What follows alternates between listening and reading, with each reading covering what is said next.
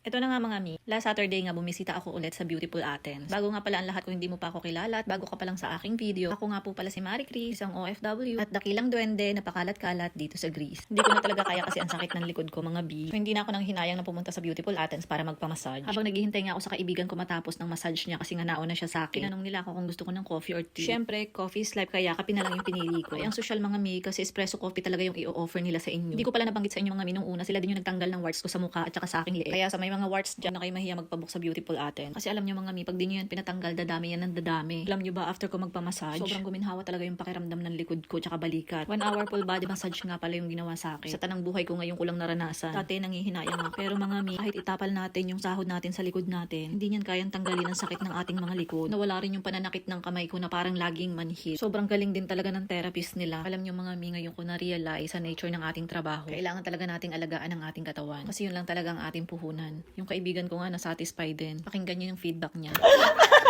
Super sarap, babalik-balikan. So, Sa Beautiful Athens. Parang ayoko nang umuwi. Kaya ano pa mga mi, arat na bago pa mahuli ang lahat. Lalagay ko na lang dyan yung address nila at yung kanilang phone number. Thank you sa panonood. See you on my next mini vlog. Bye and God bless.